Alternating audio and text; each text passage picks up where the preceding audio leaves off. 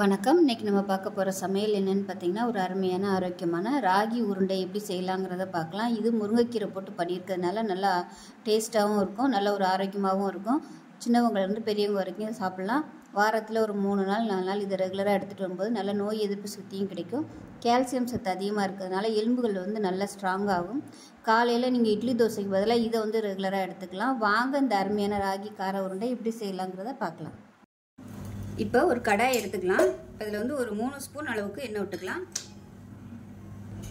எண்ணெய் சூடாகும். 1 டீஸ்பூன் போல் கடுகு சேர்த்துக்கலாம். அதே போல் 1 டீஸ்பூன் போல் உளுந்து சேர்த்துக்கலாம். 1 டீஸ்பூன் சீரகம் சேர்த்துக்கலாம். கடுகு வெடிக்க ஆரம்பிக்குது. இதில் கொஞ்சமாக பெருங்காயத்தூள் சேர்த்துக்கலாம். அது கூடவே துருவி வச்சுருக்க இஞ்சி கொஞ்சமாக சேர்த்துக்கலாம். இது கூடவே பச்சை மிளகா ஒரு 5 பச்சை மிளகா பொடியாக கட் பண்ணியிருக்கேன். இப்போ எண்ணெயில் போட்டு வதக்கிக்கலாம். இப்போ இதில் கருவேப்பிலையில் சேர்த்துக்கலாம். பச்சை மிளகா எண்ணெயில் வதக்கிட்டோம்னா காரம் அதிகமாக தெரியாது. இப்போ ஒரு கைப்பிடி அளவுக்கு சின்ன வெங்காயம் நல்லா பொடியாக கட் பண்ணி வச்சுருக்கேன், அதை சேர்த்துக்கலாம். பெரிய வெங்காயம் சேர்க்குறனாலும் சேர்த்துக்கலாம். ஆனால் சின்ன வெங்காயம் சேர்த்திங்கன்னா இந்த டிஷ்ஷுக்கு டேஸ்ட்டு நல்லாயிருக்கும், நல்லா ஃப்ளேவராகவும் இருக்கும். இப்போ வெங்காயம் நல்லா வதங்கிட்டு இருக்கு. இந்த ஸ்டேஜில் ஒரு பிடி அளவுக்கு முருங்கைக்கீரை கழுவிட்டு பொடியாக கட் பண்ணிட்டு சேர்த்துக்கோங்க.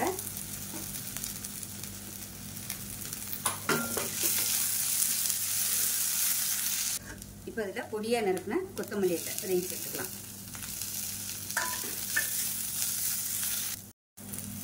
இப்போ கீரை எல்லாமே நல்லா வதங்கிருச்சு.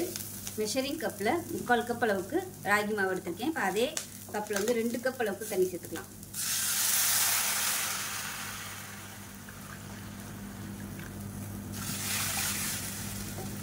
இதை நல்லா கலந்து விட்டுட்டு கொதிக்கட்டும். இப்போ அதில் கொஞ்சமாக உப்பு சேர்த்துக்கலாம். இப்போ தண்ணி நல்லா கொதிக்க ஆரம்பிக்குது. 3/4 கப் அளவுக்கு மெஷரிங் கப்பில் 3/4 கப் அளவுக்கு ராகி மாவு எடுத்திருக்கேன். இப்போ அதை சேர்த்துக்கலாம். சேர்த்துட்டு நல்லா கிளறி விட்டுக்கலாம். இப்போ இந்த ஸ்டேஜில் அடுப்பு நல்லா குறைச்சி வச்சுக்கோங்க. குறைச்சி வச்சுட்டு எல்லாத்தையும் நல்லா மிக்ஸ் பண்ணி விட்டுக்கலாம். இப்போ பாருங்கள் நல்லா கெட்டியாக வந்துருச்சு. இந்த மாதிரி வந்ததுக்கப்புறம் கேஸ் அமர்த்திடலாம். அமர்த்திட்டு ஆறட்டும். இதே பேனில் வச்சிங்கன்னா ஆறாது, வேறு தட்டுக்கு மாற்றிட்டு ஆறுனதுக்கப்புறம் பார்க்கலாம். இப்போ பாருங்கள் இது நல்லா ஆறிடுச்சு. கையை வச்சு நல்லா பிசைஞ்சு விட்டுட்டு சின்ன சின்ன உருண்டையாக நம்ம உருட்டி எடுத்துக்கலாம். கை பொறுக்கிற அளவுக்கு சூடு வந்ததும் எடுத்து சின்ன சின்ன உருண்டையாக உருட்டிக்கலாம். ஸோ உங்களுக்கு எந்த சைஸுக்கு வேணுமோ அந்த சைஸுக்கு உருட்டிட்டு பார்க்கலாம். இப்போ பாருங்கள் எல்லாத்தையுமே இந்த அளவுக்கு உருட்டி எடுத்துட்டேன். தண்ணி நல்லா சூடாயிருச்சு. இப்போ இதை நம்ம வேக விட்டு எடுத்துக்கலாம்.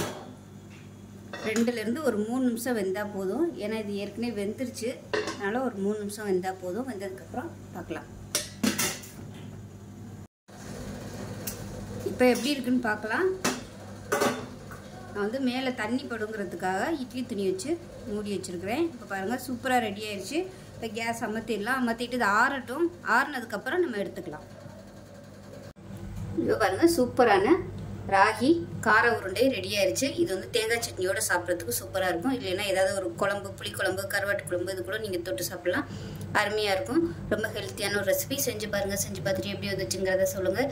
வீடியோ பிடிச்சுன்னா லைக் பண்ணுங்கள், கமெண்ட் பண்ணுங்கள், சேனலை சப்ஸ்கிரைப் பண்ணுங்கள், பக்கத்தில் உள்ள பெல் பட்டனையும் ப்ரெஸ் பண்ணுங்கள். நன்றி.